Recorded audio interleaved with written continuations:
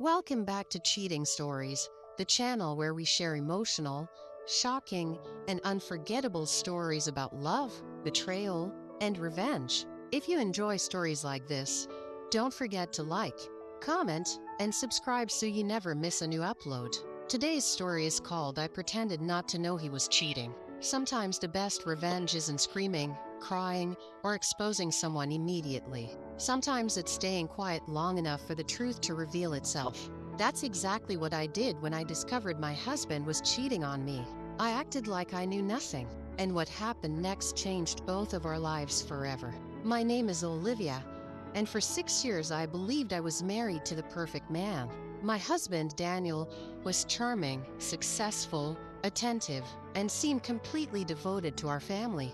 We had a beautiful home, a 7-year-old daughter named Sophie, and what looked like the kind of marriage people admired. At least that's what I thought. The first sign appeared on a Tuesday evening. Daniel had left his phone charging in the kitchen while he was taking a shower upstairs. I wasn't the type of wife who checked her husband's messages. I never felt the need to. Then a notification appeared on the screen. Can't stop thinking about last night, I froze. My stomach dropped. For a moment, I convinced myself there had to be some explanation.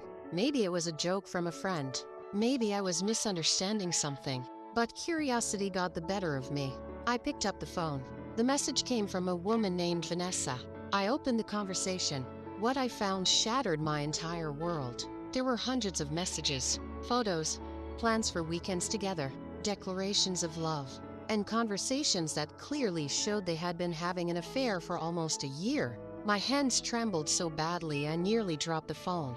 I felt sick. I wanted to run upstairs and confront him immediately. I wanted to scream. I wanted to throw his belongings out of the house. Instead, I put the phone back exactly where I found it. Then I sat at the kitchen table and cried silently. That night, Daniel came downstairs smiling. "Everything okay?" he asked. I looked directly into the eyes of the man who had betrayed me. "Everything's fine," I replied. And that's when I made a decision. I would pretend not to know, at least for now. The next morning I called a lawyer, not because I wanted revenge, because I wanted information. The lawyer explained everything carefully. Our assets, our savings, our house, our legal rights. The more we spoke, the more I realized how vulnerable I would have been if I confronted Daniel immediately. I needed a plan.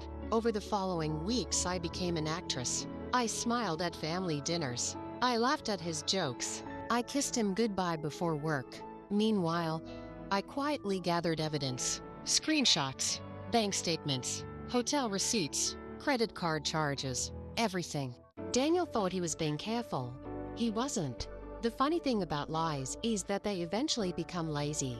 The longer they get away with something, the more careless they become. Soon I noticed patterns. Every Thursday he claimed to work late. Every second Saturday he attended imaginary business meetings. Every month there was a suspicious hotel charge. I documented everything. 3 months later, I knew more about his affair than he did. What hurt most wasn't the cheating itself. It was the lies. The way he looked me in the eye every day. The way he tucked our daughter into bed. The way he talked about honesty and family values while secretly living a double life. One evening Sophie asked me a question. "Mummy, are you and Daddy happy?" The question caught me off guard. "Why do you ask?" She shrugged. "You seem sad sometimes." I nearly burst into tears.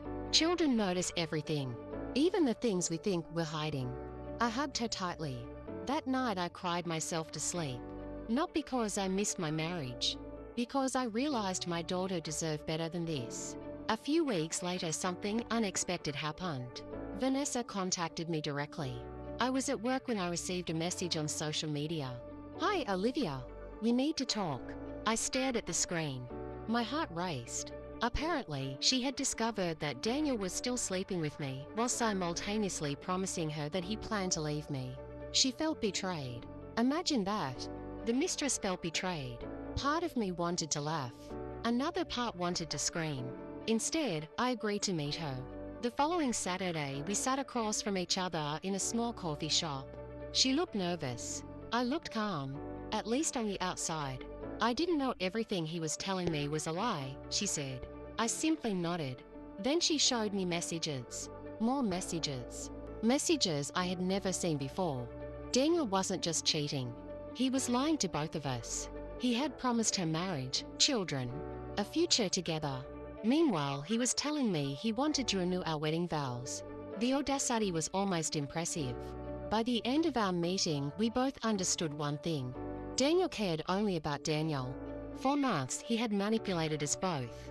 As strange as it sounds, Vanessa wasn't my enemy anymore.